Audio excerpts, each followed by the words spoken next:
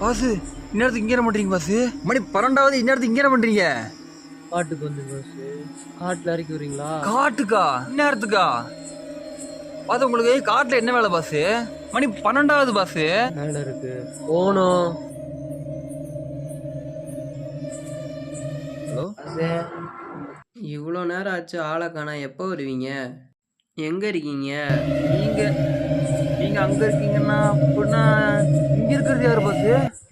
யோ, நான் வீட்டில் படுத்திருக்கியா? என்ன பாசு? பாசு ஒரு நிமிஷம் இருங்க பாசு, நான் கூப்பிடுறேன்.